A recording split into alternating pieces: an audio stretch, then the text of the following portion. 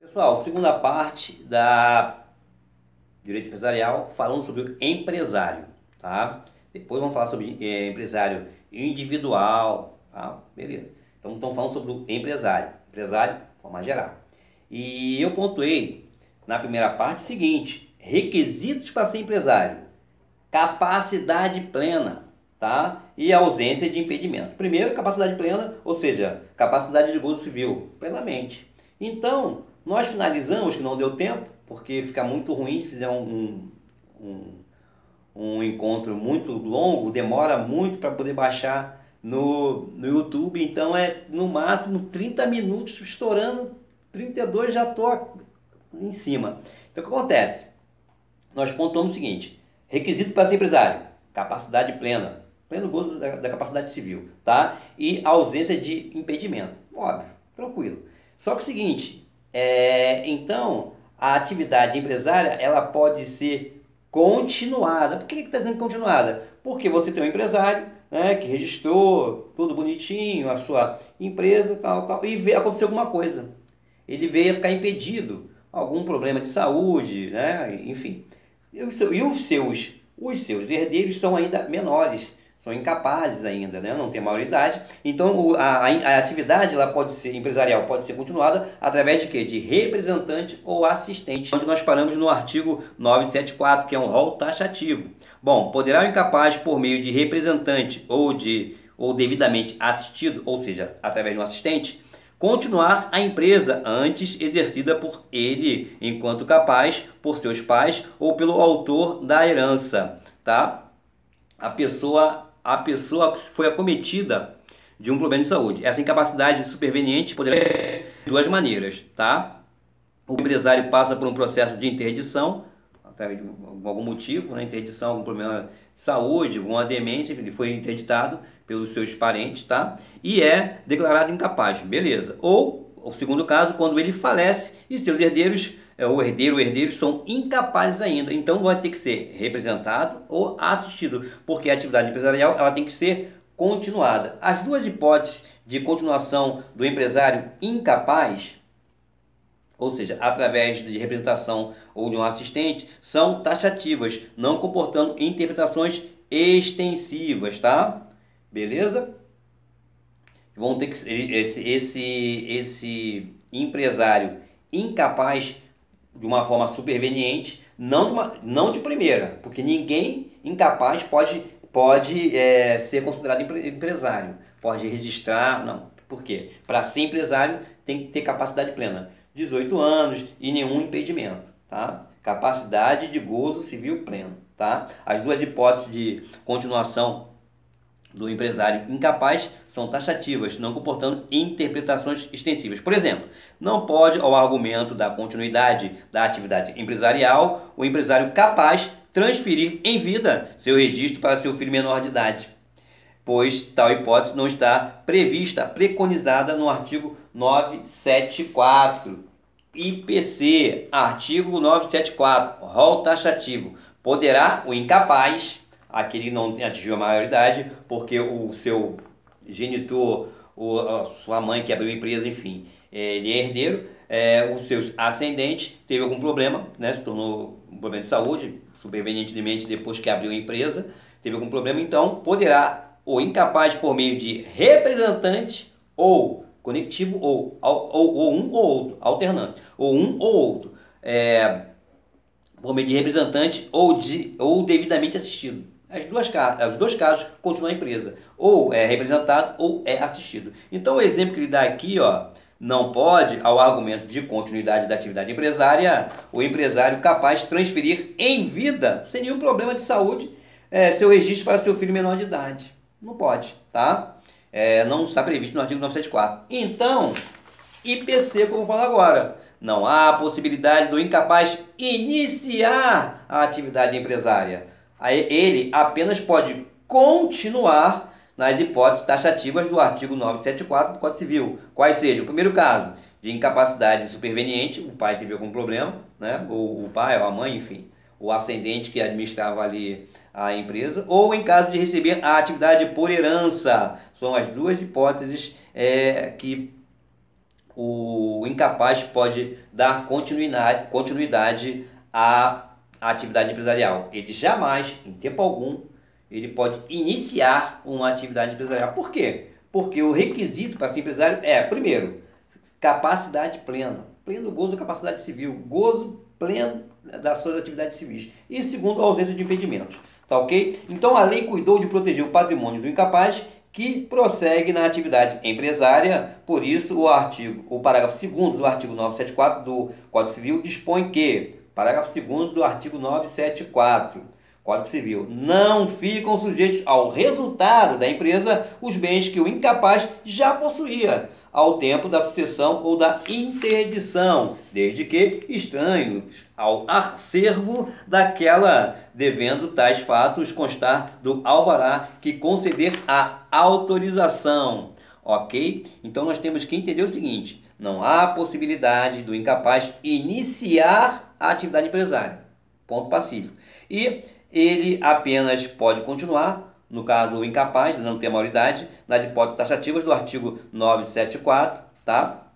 Do Código Civil, quais sejam, em caso de incapacidade superveniente de quem fundou a empresa, ou em caso de receber a atividade por herança. E terá que ter o quê?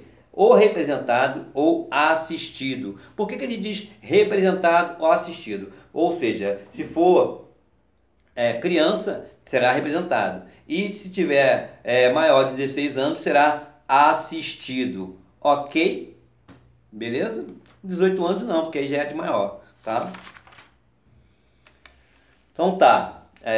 Assim, o incapaz continuará se o incapaz continuar seu patrimônio particular que não tiver relacionado com a atividade empresária, estará seguro, estará protegido, não podendo ser atingido caso a atividade não venha a obter êxito, a atividade empresária. Então, a criança de 12 anos, até ali, o patrimônio dele, que ele já tinha, não vai ser tocado. O pai dele vier ter problema, ou a mãe dele, a quem administrava, o ascendente que administrava a empresa faliu, vai vender os bens da empresa, mas o bem dele, até aquela idade ali, dali para trás, é protegido, tá?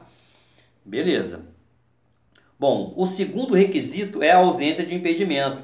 Determinadas pessoas, porque quando eu falei no início, eu falei requisitos para ser empresário. Primeiro, capacidade plena, né? Pleno gozo da capacidade civil. Segundo, a ausência de impedimento. Então, eu estou falando agora do segundo requisito, que é a ausência de impedimento. Determinadas pessoas, por causa do cargo ou função que exerce, função pública, por exemplo, que ocupam ou em virtude de algumas circunstâncias pessoais, não podem exercer a atividade de empresário. E, se o fizer, responderão pelas suas obrigações contraídas.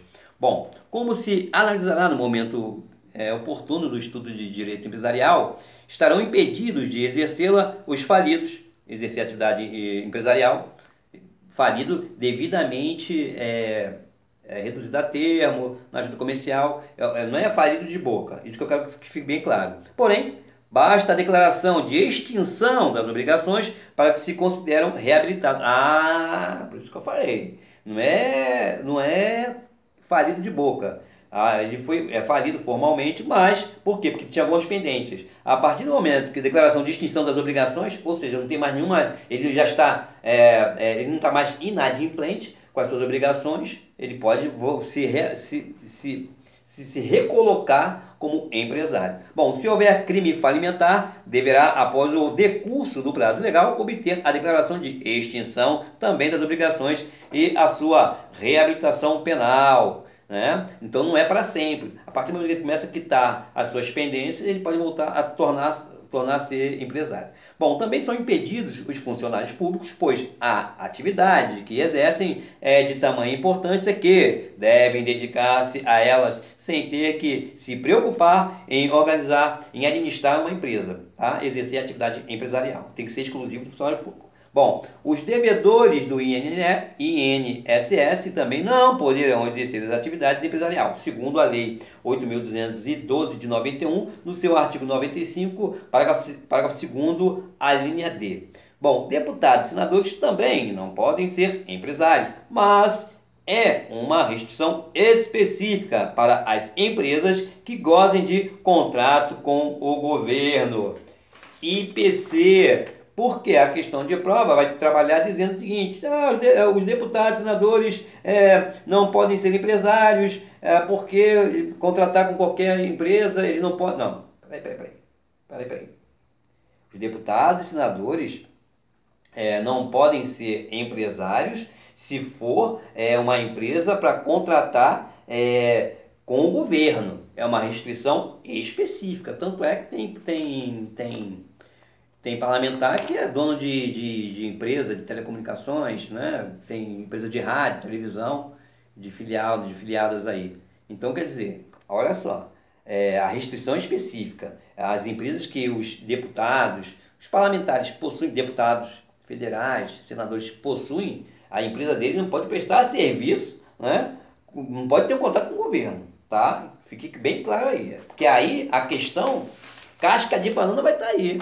Né? Vai generalizar. Deputados e senadores não podem ser empresário. Não.